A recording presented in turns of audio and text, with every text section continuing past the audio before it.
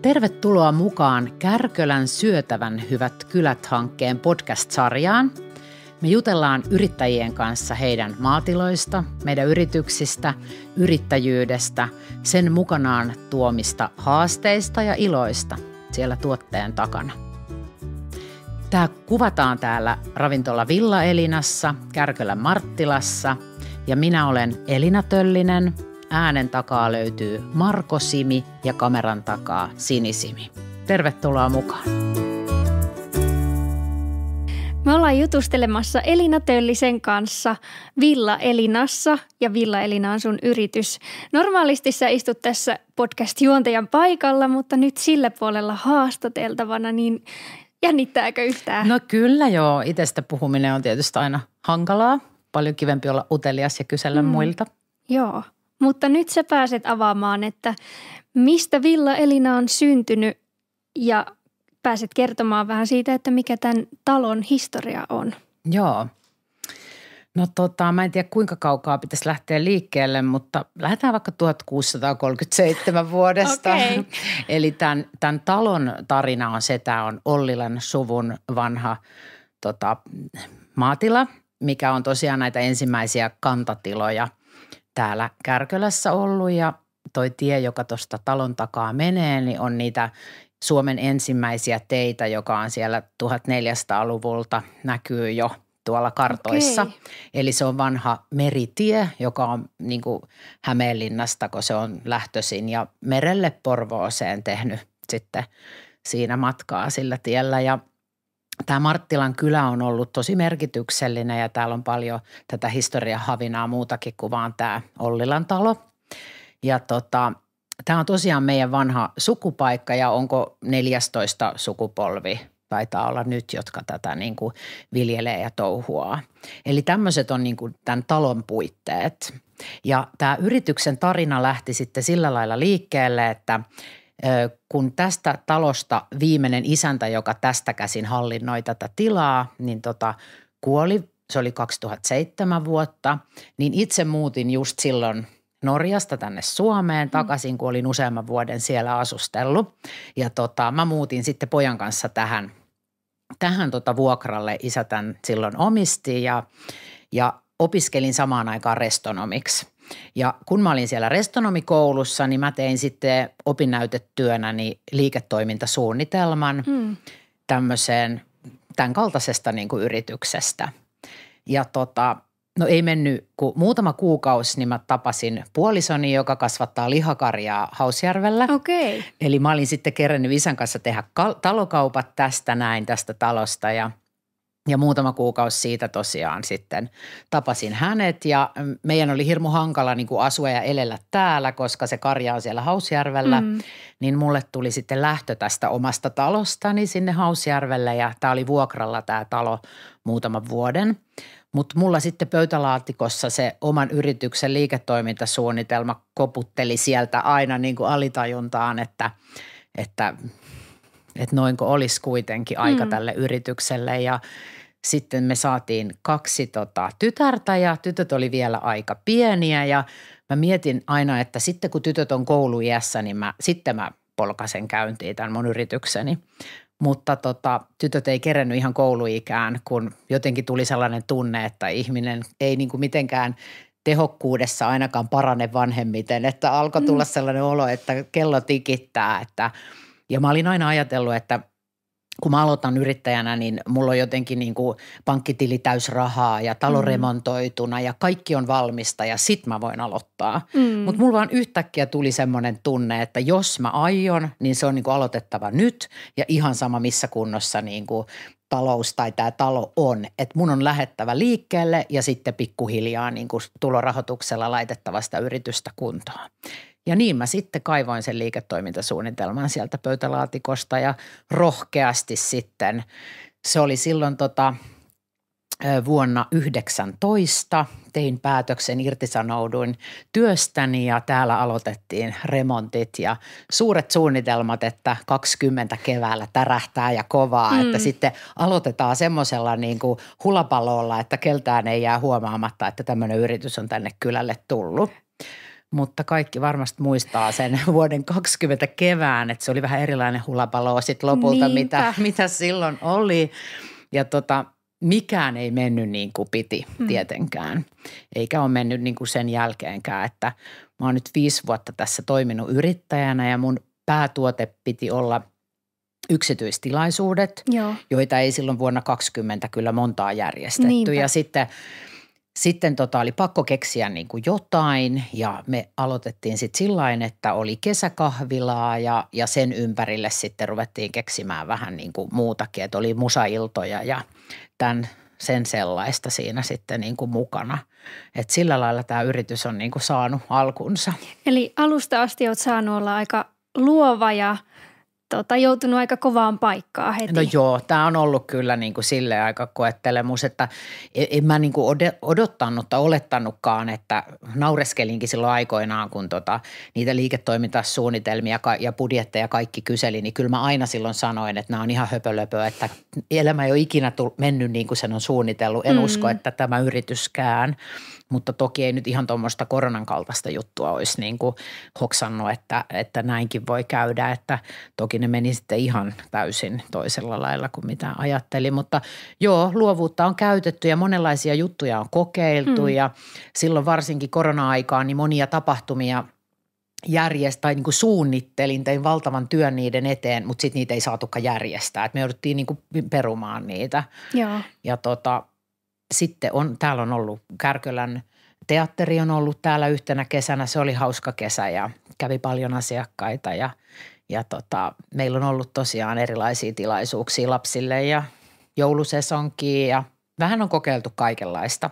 Mutta se meidän päätuote täällä on yksityistilaisuudet eli juhlia, häitä ja synttäreitä ja ristiäisiä ja muistotilaisuuksia ja kokouksia ja sitten on yritysten tyhypäiviä ja mä oon aina sanonut, että mä oon kaikkien yrittäjien kanssa niin kuin valmis kaikkeen yhteistyöhön ja ihan mitä vaan voi kysyä ja aina räätälöidään ja tehdään, että kaikkea mihin nämä meidän tilat vaan soveltuu, niin mahtava on kuulla. Valmis lähteä mukaan. Että on monipuolista myöskin. Kyllä. No sä puhuit paljon tuossa, että sä mietit sitä yrittäjyyttä pitkään ja se kuitenkin oli koko ajan sulla siellä takaraivossa, niin onko sä aina tiennyt, että sä haluat nimenomaan yrittäjäksi? No joo, jotenkin mä oon aina ollut semmoinen puuhanainen, aina ollut niin kuin järkkäämässä ja organisoimassa ja sähläämässä joka paikassa, että kyllä mä niin kuin jo ihan lapsena niin kuin olin mukana kaikessa, missä touhuttiin ja tehtiin ja silloin kun mä valmistuin mun ensimmäisiin ammatteihin, eli mä valmistuin ompelijaksi ja huonekaluverhoilijaksi, niin mä olin heti jo silloin kun mä valmistuin niin sitä mieltä, että mä perustan oman yrityksen. Ja mä olin silloin 19 vai 20-vuotias, jotain siellä main, niin kävin ensimmäiset yrittäjän perusopinnot, jotka kesti 3 kuukautta muistaakseni. Ja mä perustin sillä lailla epävirallisesti yrityksen, eli mulla oli niin kuin kaikki valmiina silloin. Samoin nämä liiketoimintasuunnitelmat ja muut, ja mä olin liiketilankin jo vuokrannut tuolta Lahden Lotilasta. Ja mulla oli siellä niin kuin ompelimo laitettuna ja varastot ja kaikki, ja sitten kun mun piti niinku rykästä rekisteröityä ja hakea pieni pankkilaina siihen, että nyt mä starttaan, niin sitten mulla iski pupupöksyyn ja mä muutin Norjaan. Okei. Että silleen kävi mun ensimmäisen niinku yrityksen, että mä en kerännyt edes startata, vaikka mulla oli niinku kaikki jo valmista. Ja sitten on se yrittäjyys niinku silleen kulkenut matkassa mukana, että Norjassa mä opiskelin sitten kokiksi ja siellä mietin monesti kanssa sitä, että haluaisin niin kuin perustaa yrityksen. Ja vaikka mä opin kielen ja kulttuurin ja kaiken tämän, niin jotenkin siellä Norjassa oli aina semmoinen olo, että täällä vieraalla maalla se yrittäminen tuntui jotenkin niin kuin kuitenkin vähän väärältä tai vieraalta, että sitten mulla ei ollut rohkeutta tarpeeksi siihen. Mutta sitten kun mä opiskelin restonomiksi tosiaan täällä Suomessa ja tämä paikka avautui tähän ja sitten se vielä se opinnäytetyö ja tuntui, että ne kaikki palikat oli sitten kohdallaan, niin sitten se oli se oikea hetki vihdoin sitten ryhtyä, että kyllä mä niin kuin yrittäjäksi olen varmasti aina niin kuin jotenkin haaveillut. Joo. No kertoisitko sä meille vähän siitä, että onko tässä sun työssä jotain sesonkia ja millainen se sun perusarkityöpäivä täällä Villa Elinassa on? Joo. No sesonkihan on sillä lailla, että se alkaa näihin aikoihin keväällä ja me ollaan auki kyllä koko niin kuin talvikausikin, mutta nämä kaikki 5 vuotta on ollut ainakin niin hiljaisia, että tammi, helmi, maalis ja vielä huhtikuussakin niin ihan muutamia satunnaisia tapahtumia ja kokouksia. Et ei voi puhua sesongista, mutta se alkaa sitten niin kuin toukokuulla viimeistään, että kun on vappua ja äitienpäivä lounas on semmoinen, mikä on pidetty joka vuosi ja tänä vuonnakin on ja siitä se sitten lähtee niin kuin se juhlasesonki ja että minkälainen sitten se mun työpäivä on, niin se kyllä vaihtelee ihan valtavasti ja se sesonki oikeastaan kestää melkein jouluun asti. Et vaikka ei ole yhtä kiireistä syksyllä kuin kesällä, mutta tilaisuuksia ja tapahtumia on yleensä syksylläkin sitten ja sitten taas alkaakin jo joulusesonki, että se alkaa toukokuussa ja päättyy joulukuussa. Ja mun tavallinen työpäivä voi olla niinku ihan mitä vaan. Et välillä mä möyrin mennä tuolla pölyssä ja hämähäkin seitissä tuolla jossain piharakennuksissa ja nikkaroin sinne jotain uutta tai puran jotain piikkaan vanhaa betonia sieltä, että tähän saadaan jotain uutta tehtyä. Joo. Tai sitten mä konttaan tuolla pihoilla äidin perässä, kun äiti neuvoo, kuinka puutarhaa hoidetaan ja kukkasia, niin istutetaan siellä tai tehdään semmoisia hommia. Että paljon on tämmöistä kunnossapitoa ja semmoista nurmikon niittämistä ja tämän tyyppistä työtä tuolla ulkoolla. Sitten mä toimin tietysti niin kuin myynti, markkinointi, suunnittelu, tapahtumien järjestäminen, siivous, ruoanlaitto, tarjoilu. Että se on aika laaja se on aika monipuolista. Mihin kaikkeen. Että se on sitten kaikkea vähän hyvässä miksissä niin kuin sekaisin se mun työpäivä. No mikä on sun suosikkihomma, mistä sä nautit eniten? No asiakkaat ja ihmiset on toki se, mikä on niin kuin parasta tässä työssä. Ja sitten toinen on niin kuin se oma kädenjälki. Että jos mä teen jotain käsityötä tai nikkarointia tuolla tai jotain semmoista somistusta tai no miksei niin kuin ruoanlaittokin, jos sitä joku kakun tekeminen tai näin. Että sitten kun sä näet sen sun kädenjäljen, niin semmoisesta mä nautin ja sitten se kohtaaminen, asiakkaat, tyytyväiset asiakkaat, että se on varmasti se kaikkein paras, että kun on ollut monen päivän puristus, jotkut isot juhlat vaikka ja sitten kun ne asiakkaat on lähdössä kotiin ja he on hirmu tyytyväisiä ja kiittelevät, niin se on toki se paras päivä ja se paras hetki ja se fiilis, että yleensä kun ihmiset juhlii, niin ne on hyvällä tuulella ja on hyvä energia ja on mukavaa, että se on ehkä just se, mistä on sillä lailla niin kuin riippuvainen, että saa tuntea sitä asiakkaiden mukavaa juhlatunnelmaa. Joo. No sä kerroit, että koronavuosina tavallaan tämä yritys perustettiin ja siinä oli varmasti haasteita kerrakseen, mutta onko jotain muita haasteita, mitä tässä tämän alan yrityksessä kohtaat? No niitä on niin pitkä lista, että meiltä loppuisi aika, jos mä rupean kaikkia käymään läpi, mutta niitä on toki paljon just, että tämä inflaatio ja kaikki niin kuin raaka-ainehintojen ja kaikkien kiinteiden kulujen niin kuin nousu ja sitä myötä hinnoittelu ja tietysti kuluttajien niin kuin talous, sen ymmärtää jokainen, että juhlien järjestäminen on kuitenkin kallista puuhaa, niin se tuo tietysti omat haasteensa ja tämä meidän sijainti ei ole helppo, että markkinointia tarvitsisi tosi paljon, mutta aika ei välttämättä aina riitä siihen ja sitä kautta päästään aikaan, eli se ajanhallinta, niin kuin aikaisemmin kerroin, niin mulla on niin valtavasti niitä työtehtäviä, niin mä en ole ihan mestari siinä, jos puhutaan koko vuoden niin kuin vuosikellosta. Mä oon tosi hyvä siinä, että jos mulla on jotkut juhlat tulossa, niin mä pilkon ne juhlat niin pieniksi atomeiksi ja teen itselleni listat ja aikataulutan sen viikon, mitä mä missäkin teen. Ja mä menen kuin robotti läpi sen kaiken ja se tapahtuu sitten niin, että se lopputuotos on pöydässä ajallaan just silloin, kun juhlat alkaa ja näin. Että siinä mä oon hyvä. Mutta sitten kun mulla ei ole siinä sitä aikapainetta niin, että mun täytyisi niinku jaksottaa koko vuodelle mun kaikki työt ja olla yhtä tehokas silloin, kun mulla ei ole juhlia tässä suunnittelussa ja kaikessa tässä, niin siinä mä oon aika huono.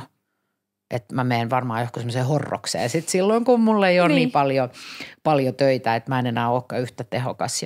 Joo. Että se on semmoinen niinku haaste yrittäjyydessä varmasti tai tässä työssä.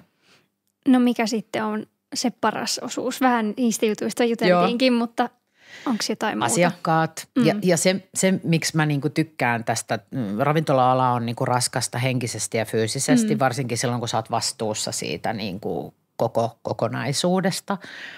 Mutta siinä on semmoinen jännä adrenaliinipiikki, mitä niinku himoitsee, että se semmoinen valtava puristus, muutaman päivän puristus just, mitä tehdään vaikka väsyneenäkin, mutta sä jaksat painaa, koska siinä on niinku se semmoinen tietty adrenaliini päällä.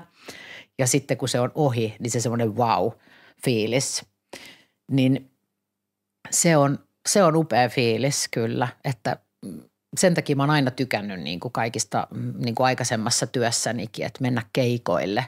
Puhutaan keikkapäivistä, ne saattaa alkaa aikaisin ja ne loppuu tosi myöhään ja sä oot aivan poikki, susta on puristettu kaikki ulos.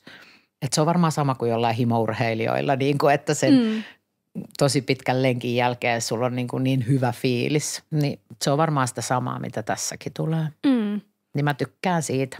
Joo. Keho ei aina tykkää siitä vanhemmiten, mutta mieli tykkää. Niin just. No koetko sä, että tämä työ kuormittaa sua? Kyllä, joo. Se siinä just onkin se kääntöpuoli, että se mistä mä tykkään on myös sitten se kolikon toinen puoli, eli että keho ei tykkää tietenkään siitä semmosesta, että sä painat ylipitkiä työpäiviä muutaman päivän putkeen, eikä välttämättä nukukka silloin niin hyvin, koska sä et kerke palautua siitä edellisestä päivästä ja sitten mielen päällä saattaa olla vielä niinku just stressi siitä tulevasta juhlasta ja että kaikki varmasti menee just niin kuin asiakkaat on halunnut, niin se fyysisen ja henkisen kuormittavuuden määrä välillä menee niin kuin vähän jonkun semmoisen inhimillisen rajan yli ja sen kyllä huomaa, jos ei muuta, niin täältä älykellosta voi tarkistaa, että punaisella mennään niin kuin monta yötä putkeen ja se palautuminen vanhemmiten niin kuin on taas sitten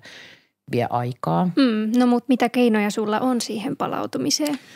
Niin, no joo, mulla on oikeastaan niin kuin yksi semmoinen rakas harrastus ja se on laulaminen. Joo. Mä laulan lauluyhtye Kajassa.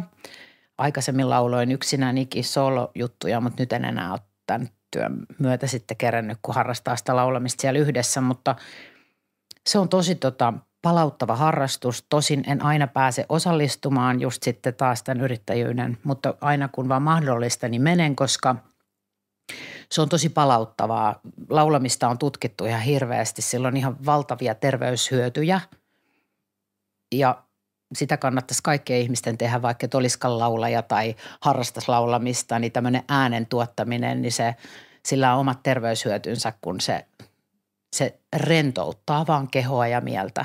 Kyllä. Että vaikka kuinka väsyneenä menet sinne harkkoihin, niin aina tulet energisenä ulos. Ja eikö niin, että varsinkin yhdessä laulaminen? Niin... Kyllä, just se yhdessä laulaminen. Että se on niin kuin jännä juttu, että sitä kyllä suosittelen kaikille, että laulakaa ihmiset niin kuin laulakaa. Se on tosi hyvää terapiaa, että se on se mun palautumiskeino ja toinen, mistä tykkään, on pyöräily. Siinä tulee semmoinen vapauden fiilis, kun viilettelee menemään tuolla, niin siitä mä tykkään kanssa. Onko sulla sähköpyörä vai perinteinen sähköpyörä? Mulla on sähköpyörä ja sillä pääsee vähän tehokkaammin pidempiä lenkkejä heittää. Ja sitten ystäväpiirissä, kun on tämmöisiä himopyöräilijöitä, niin pysyy perässä sitten, kun on sähköpyörä, niin voi heittää porukassakin lenkkiä. Mutta toi laulaminen on semmoinen niin kuin ykkösjuttu. Ja sitten mä oon nyt viime vuosina opiskellut tämmöistä energiahoitamista ja sitten siihen mukaan on tullut tämmöinen äänihoito, mitä myöskin niin kuin opiskelen nyt.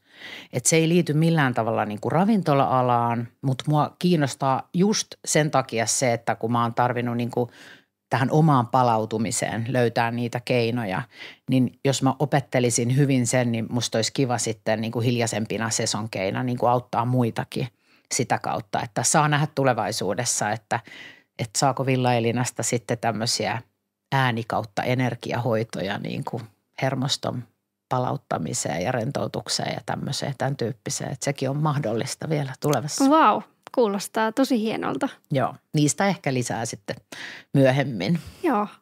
No sulla on nyt 5 vuoden kokemus tästä yrittämisestä, niin onko sulla jotain neuvoja muille yrittäjille, mitä sä vinkkaisit? Mitä kannattaa ottaa huomioon ylipäätään perustamisessa tai sitten siinä jaksamisessa? No varmaan ainakin siinä perustamisessa se, että jos semmoista niin kuin suunnittelet ja pohdit ja mietit, niin ei muuta kuin sitä kohti vaan, että ei käy niin kuin mulle, että monta vuotta vaan pohtii ja miettii ja näin, että ei se sillä miettimällä tuu sen kummallisemmaksi, että lopullisesti se työ vasta opettaa tekijäänsä ja sitten ne vasta selviää, että ei voi niin kuin liikaa suunnitella, että jossain kohti täytyy vaan mennä eteenpäin ja sitten sieltä ne haasteet ja ne asiat, joita täytyy tehdä, tulee vastaan vasta sitten, että ei niitä voi kaikkea tietää ennalta, mutta toki sitten nykypäivänä ihannoidaan hirveästi yrittäjyyttä ja niin kuin moni varmaan herkästi hyppää sinne yrittäjyyteen, että ei se rahan tekeminen niin kuin mitään helppoa sitä kautta välttämättä ole, että se vaatii aika paljon kuitenkin niin kuin työtä, että siinä mielessä sitten kannattaa varmasti turvata niin kuin taloutensa jollain keinoin vähän ennalta, ettei tipu ihan tyhjän päälle, että varmasti monia neuvoja voisi antaa, mutta se on ehkä vähän alakohtaistakin sitten, että miten. Niinpä. No,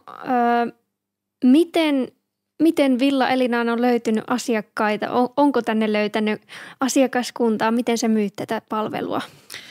No joo, tänne asiakkaat löytää kyllä niin, että esimerkiksi kun meillä on juhlat ja sitten täällä on ihmisiä vieraana, niin hyvin usein nämä vieraat haluavat järjestää omia juhliansa sitten täällä.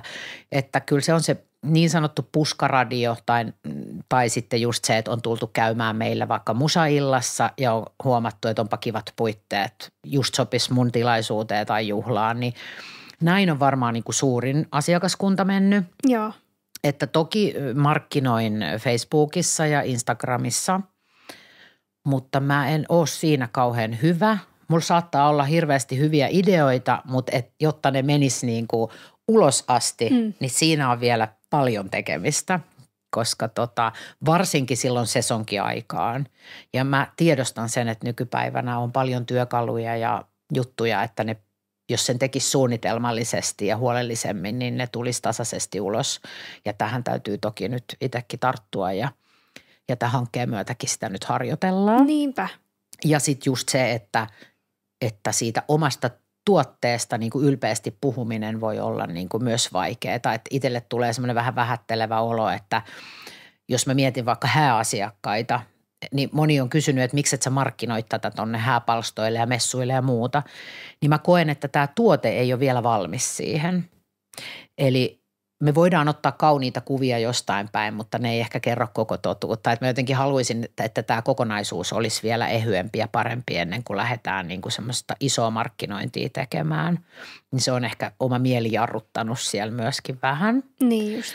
Mutta on asiakkaita, jotka tulee tänne juhliin ja sitten ne on silleen humoristisesti vähän vihaisia mulle, että minkä takia he ei ole tiennyt mitään tämmöisestä paikasta. No mä oon vähän huono markkinoimaan, että niinkin käy, mutta asiakkaat on kyllä löytänyt yleensä aina sitten, jos ei muuta, niin ystävien suosittelemana. Ja kyllähän tämä on tosi upea ja tosi tunnelmallinen paikka, että ehdottomasti kaikki vaan tänne ja markkinoimaan rohkeasti. Kiitos. Ainakin tässä on se vanha historian havina, Kyllä. Että jos siitä tykkää, niin sitä täältä sillä lailla niin kuin löytyy. Joo. No jos vähän tuohon liittyen, onko se hinnoittelu sitten vaikeaa? No se on vaikeaa. Se on tosi vaikeaa ja kaikki kiinteät kulut ja niin muuttuvatkin, niin ne kasvaa koko aika ja vaikka kuluttajatkin tiedostaa sen, että ruoan hinta ja kaikki kulut nousee, niin jotenkin tuntuu, että järki ei pysy perässä. Että se on niin vaikea ymmärtää, että muutama vuosi sitten tämän kaltainen tuote maksoi niin paljon vähemmän, että se on vaikeaa. Ja yksi, mikä tekee mun hinnoittelusta myöskin vaikeaa, niin kuin kuluttajan monesti ymmärtää, on se, että suurin osa mun kollegoistani käyttää ulkolaisia raaka-aineita ja teollisia niin kuin puolivalmisteita. Ja mun liikeideani täällä perustuu siihen, että mä käytän vaan, no ei voi sanoa ihan 100%, toki meillä tulee ulkomailtakin jotain hedelmiä ja mitä milloinkin tulee, mutta siis pääosin raaka-aineet on kotimaisia ja mä käsin teen kaikki. Mä kuorin ne yli Karkelan porkkanat ja pilkon ne itse ja kaikki sekin vie sitä työaikaa. Mä en osta tukusta sitä valmiiksi pilkottua porkkanakuutioa ja eli kaikki nämä raaka-aineet on mulle niin kuin arvokkaampia. Ja sitten justiin se käsin tekeminen, eli meillä leivotaan itse leivät, keittelen hillot itse, kaikki näin. Niin silloin monesti puhutaan ihan eri tuotteesta, kun vähän samankaltaisen näköinen tuote näyttää toisessa paikassa. Ja se voi olla kuluttajan vaikea ymmärtää ja saattaa tulla monesti se, että hui, että miten sun hinta voi olla näin kova. Niinpä. Mutta sitten taas mitä mä oon itse nyt seurannut ja katsonut, niin mun hinta on niin kuin matalampi suhteessa siihen, että loppupelissä niin kuin aika edullisi hinnoin on niin kuin menty. No miten muuten, jos sulla on täällä joku iso tapahtuma tai juhlat, niin onko sulla täällä apukäsiä vai teetkö sä pääasiassa yksin? Joo.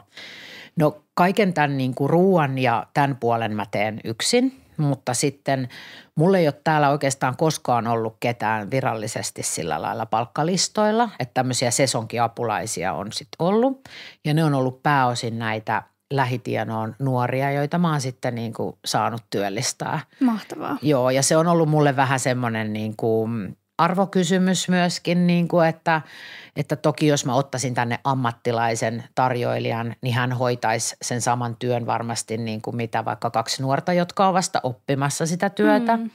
Mutta täytyyhän heidänkin jossain niin kuin opiskella ja opetella ja musta on kiva opettaa niitä nuoria siinä samalla ja tosi timantteja heistä on kuoriutunutkin sitten, että mä oon pitänyt kovaa jöötä niille. Mutta ihan mahtavaa, että saa tällaisia mahdollisuuksia. Kyllä, joo. No sit me voitaisiin hypätä tulevaisuuden näkymiin. Tekoäly on nyt aika pinnalla. Pystytkö se jotenkin hyödyntämään tekoälyä sun työssä? No joo, markkinoinnissa ja viestinnässä. Mä oon mielestäni hyvä puhumaan, mutta mä oon tosi huono kirjoittamaan ja sitten mä teen aina kirjoitusvirheitä ja tämmöisiä kaikkea. Musta tuntuu välillä, että mun on tosi vaikea pukea markkinoiviksi, myyviksi lauseiksi mun niin kuin ajatustani. Niin nyt oon tutustunut justiin tähän tekoälyn maailmaan ja sieltä saa kyllä niin kuin yllättävän upeita tekstejä. Joo. Ja toki tämä on nyt vasta ihan niin kuin uusi juttu ja sitä vasta ruvetaan niin kuin pikkuhiljaa opettelemaan sitä yhteistyötä ja näin. Mutta se on kyllä aika mielitön maailma, mitä se niin kuin antaa ja varmasti tulevaisuudessa tuun hyödyntää sitä. Että joo, semmoiseen kyllä. Meneekö se niin pitkälle, että mahdollisesti tekoäly tai robotiikka voisi korvata joskus tämän sun työn? Mitä sä ajattelet? Pystyisikö ne tekemään sen? No ei kokihommia eikä tarjoilijahommia. Tai niin. Kyllähän niitä robotteja on nyt jo niitä tarjoilijoita. Totta. Mutta sillä tunteella ja sydämellä, mitä me tehdään sitä asiakaspalvelua ja sitä työtä täällä, niin sitä ei pysty kyllä robotti ihan vähän aikaa vielä tekemään. Niinpä. No entä millaisia trendejä ehkä olisi nyt näköpiirissä tulevaisuudessa? Joo, toi onkin aika laaja kysymys ja mä en tiedä osaanko mä siihen nyt vastata ihan mitenkään kattavasti, että minkälaisia trendejä ravintolamaailmassa on, mutta se mitä mä uskon ja luotan ja toivon on se ruoan arvostus ja sitä kautta just tämän tyyppisten pikkupajojen työ ja palvelu. Tai ainakin mä itse niin kuin olen tietysti lähtenyt tätäkin rakentaa sen takia, että kun tuntuu, että tämän kaltaisia yrityksiä on aivan liian vähän, niin mä toivon, että se trendi menisi siihen suuntaan. Että tuolla monessa maassa Etelä-Euroopassa esimerkiksi, niin saatetaan lähteä sen ruoan perässä tai sen ravintolan perässä niin ajelemaan. Vaikka puoli tuntia ei ole mikään matka, me lähdetään nyt sinne syömään.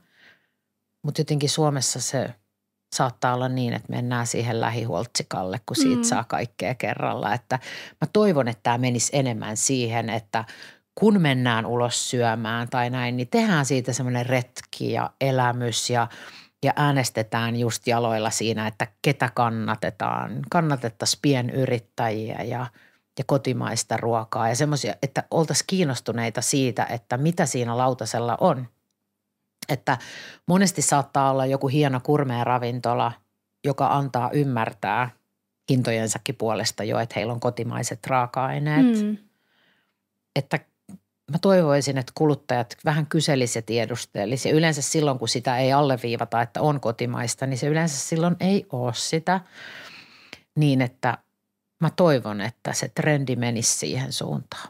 Ja uskon, että varmasti meneekin. Mun seuraava kysymys olisikin ollut vähän terveisiä kuluttajille tai kollegoille, Joo. niin ehkä tässä tuli ne vähän samalla, Kyllä. että kotimaista. Kyllä, ja kollegoille semmoisia terveisiä, niin kuin että esimerkiksi Kärkölässä me ollaan pieni kunta, meitä on pieniä yrittäjiä täällä, että tehtäisiin yhteistyötä, lähdetään rohkeasti mukaan, ettei aina mietittäisi ensimmäisenä sitä, että mitä hyötyä tästä on mulle. Yhteistyöstä on aina hyötyä kaikille ja me ollaan yhdessä aina niin kuin enemmän ja se, että sä teet yhteistyötä jonkun semmoisen yrityksen kanssa, joka ei välttämättä sun kanssa samaa alaa tai samoja tuotteita ja näin, niin se voi tuoda hyvinkin mielenkiintoisia kompoja ja voidaan markkinoida toinen toisia ja myydä toisten tuotteita tuttaville ja näin, että kollegoille semmoista terveistä, että enempi esiin ja enempi yhdessä. Yhteistyössä on voimaa. No, olisiko sulla jotain hauskaa muistoa tai mokaa sun yrittäjyyden varrelta, minkä haluaisit jakaa meille? Tämä on ollut kyllä niin värikästä kaikki tämä 5 vuotta, että mulla ei nyt niin kuin semmoinen sateenkaaripallo vaan pyörii päässä, että ei tule mieleen nyt mitään semmoista yksittäistä, mutta kyllä meillä on näiden niin kuin nuorten kanssa ollut niin hauskaa kesäisin täällä. Että he on kaikki aivan ihania persoonia ollut, ketä täällä on töissä ollut ja ovat kyllä ollut niin luottamuksen arvoisia ja hoitanut hyvin työnsä ja heidän kanssa on ollut kaikkea hauskaa. Aina sitten ne nuoret tuo niin kuin kaikkea, yrittävät mua tietysti vetää höplästä aina vähän välissä, mutta kyllä se jotain sinne liittyvää tietysti on. Nyt tuli itse asiassa yksi hauska muuten mieleen. Tämä kyllä liittyy näihin kesätyttöihin, kun kerran piti nurmikkoa leikata ja yhdellä neidillä oli ihan vitivalkoiset uudet tennarit jalassa, niin me taidettiin jotain muovikassia ja kelmua vetää niihin tennareihin. Että kun täällä saattaa välillä joutua vähän sitten erilaisiakin hommiin, Niinpä. Että ei aina tiedä mitä päivä tuo tullessaansa, niin kaikkea hauskaa nuorten kanssa kyllä on ollut. Just näin, mutta siinäkin käytettiin luovuutta ja Joo. suojattiin kengät. No, jos sä nyt aloittaisit yrittämisen uudestaan alusta, niin tekisitkö jotain toisin?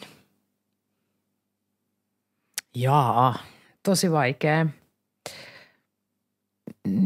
Niin, en tiedä, kun tämä kaikki meni niin päälailleen heti aluksi jo, että no en varmaan stressaisi niin paljon, että luottaisin ehkä enemmänkin siihen, että se menee omalla painollansa, koska mun elämässä ainakin kaikki on mennyt niin, että mitä tarkemmin, huolellisemmin ja varmemmin mä oon varautunut johonkin asiaan, niin sitä varmemmasti se on mennyt toisilla, kun mä oon sen suunnitellut. Niin totta kai sitä niin kuin on stressannut hirveästi kaikkia juttuja, joita ei välttämättä ole tapahtunutkaan koskaan sitten. Niin ehkä semmoista jotain niin kuin jättäisin vähän pienemmälle, että luottaa vaan siihen huomiseen ja niin kauan kuin touhua ja tekee ja jaksaa intoa puuhata, niin luottaa siihen. Ehkä semmoista mä koittaisin niin kuin alleviivata. Jos tuolla on joku innokas, kuka haaveilee omasta Villa-Elinasta tai muusta tällaisesta ravintola-alan yrityksestä, niin mitä vinkkejä sä antaisit sinne? No, että tekee oman näköistä. Niinhän se on, että jokainen kasvattaa lapsensa niin kuin omilla tavoillaan ja niillä resepteillä, mitä sä olet niin kuin itse. Ja jokaisen ravintoloitsijan ravintola on varmasti hänen näköisensä. Että ei kannata yrittää kopioida toisten juttuja, koska vaan luottaa siihen, että tämä mun näköinen juttu riittää ja se on niin kuin just niin kuin kuuluukin mennä. Just näin. Sä oot nyt ollut jonkun aikaa mukana tässä hankkeessa. Mitä mieltä sä oot? Kannattiko lähteä mukaan? No joo, mä tietysti innostuin siitä heti, niin kuin kaikesta yhteistyöstä aina, niin innostuin heti ja tää on kiva tää hanke. Mua on vähän harmittanut se, että alkutuottajat ja muut yrittäjät lähti vähän nihkeästi mukaan ja jotenkin musta tuntuu, että Kärkölässä olisi ollut niin paljon yrittäjiä, jotka meidän olisi tarvinnut saada tähän rinkiin ja poppooseen mukaan. Niin se on niin kuin harmittanut, mutta siis meillä on ollut niin kuin todella hyvää keskustelua ja on ollut ilo tutustua näihin muihin yrittäjiin, joita en ole tuntenut kunnolla. Ja ilman muuta sen jälkeen, kun tutustuu, niin se on aina molempien etu. Me voidaan just niin kuin äsken puhuinkin, niin myydä toistemme tuotteita, suositella toistemme palveluita ja mitä paremmin sä tunnet yrittäjänä sen sun yrityksen kasvualustan, mitä muuta siellä on, niin aina helpompi on toimia. Että tämä on niin kuin tosi tärkeä, tosi monella eri asian suhteen niin kuin tämä hanke ollut ja toki on kiitollinen kunnalle siitä, että ne potkas käyntiin tämmöisen. Että välillä pienyrittäjänä, kun sitä puurtaa täällä yksinään, niin on semmoinen tunne, että eikä kukaan auta. Mutta tässä on ainakin saatu nyt niin kuin apua ja käden ojennusta, että he ovat oikeasti niin kuin auttavat meitä tässä niin kuin meidän haasteissa markkinoinnissa ja tästä toistemme verkostoitumisessa. Ja sitten sen päälle nämä kaikki hauskat, mitä me on tässä nyt suunniteltu ja tehty, niin kuin tämä podcast-sarjakin, niin tuskin meistä kellekään tämä on helppoa tai siinä mielessä hauskaa puhua niin kuin itsestään. Että kyllä me enemmän pistettäisiin pääpensaaseen ja toivottaisiin vaan, että asiakkaita tulee. Joo. Mutta kyllä meidän yrittäjien täytyy tulla esiin ja puhua meidän tuotteista ja palveluista ja tämä on ollut tosi hieno keino. Ja meillä on tosiaan tulossa vielä reseptikirja. Ja sitten meillä on tulossa silloin syksyllä, kun on valo- ja musiikin ilta tuolla Huovilan puistossa, niin sitä ennen Kankahaispirtillä pääsee maistelemaan näitä meidän reseptejä ja tuotteita. Ja siellä on varmasti livemusaa ja hyvää tunnelmaa ja kaikkea kivaa tiedossa, että kannattaa seurata kyllä nyt sitten sitä markkinointia, että mitä silloin tapahtuu. Ehdottomasti. No lopuksi Kärkölä, jossa Villa Elina siis sijaitsee, niin mitä Kärkölä sulle merkitsee? No täällä on tosiaan 1637 vuodesta ne sukujuuret. Tai onhan ne varmasti voi olla paljon pidempäänkin, että tätä sukua hallinnut, mutta kyllä se on niin kuin puolet sitä omaa historiaa. Äiti on sitten taas Savosta kotoisin, isä täältä Hämeestä, mutta kyllä se niin kuin, mä olen täällä syntynyt ja kasvanut. Mä muutin 16-vuotiaana pois täältä ja sillä lailla tämmöisiä pikkutuppukylää ne vahingossakaan jää, että nyt lähden ja ikinä en palaa. Että sillä fiiliksellä mä teininä lähdin, mutta se kuuluu siihen teini-ikään. Ja kiekkani heitin tuolla kylillä ja kaupungeissa ja ulkomailla ja muuta ja sitten tulin rakkaudella takaisin tänne omaan pesään. Ja kyllä mä taidan olla niin kuin, mä oon asunut niin kuin Kärkölässä suurimman osan elämästäni. Tällä hetkellä mä asun Hausjärvellä, mutta edelleen vielä nyt mä oon asunut suurimman osan elämästäni Kärkölässä. Ja mulla on täällä vanhemmat ja on sisaruksia täällä tai yksi sisar, muut on muualla. Ja veljeni toki viljelee niitä viimeisiä rippeitä, mitä tästä talosta on jäljellä ja Kärkölä on mulle lapsena oli aivan mielettömän ihana paikka. Täältä löytyi harrastusta ja puuhaa ja kaveria ja metsiä ja partiolaisena möngittiin tuolla kaikki metsät läpi ja aivan ihana paikka. Mä oon tykännyt aina. Mä oon tietysti aina katsonut Kärkölää Marttilasta käsin. Et mulle mä oon käynyt koulut Järvelässä, mutta mä en osaa puhua niin kuin siitä pohjoispuolesta kuntaa, että täältä käsin tietysti aina katsonut tätä kuntaa. Mutta täällä on ainakin ihmisen tosi hyvä olla, turvallista ja lepposaa. Tähän loppuun haluaisitko se mainostaa, onko Villa Elinaan tulossa jotakin tapahtumia, mitä kannattaisi nyt laittaa ylös sinne kalenteriin? Joo. Näitä julkisia tapahtumia ja kesäkahvilajuttuja on joka kesä vähän supistettu. Aina vähän vähempiä. Niin on tänäkin kesänä nyt.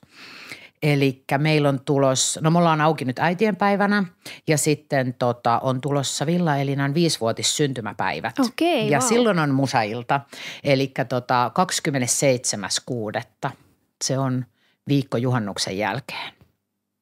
Perjantai-ilta, niin kuin meillä on aina perjantaisin ollut tapana täällä kokoontua, niin silloin ollaan auki. Ja sitten viime kesänä kyläyhdistyksen kanssa meillä oli tämmöinen Lande-Kärkölä. Ja nyt tänä kesänä se on myös, koska se oli hyvin suosittu ja tykätty kesätapahtuma.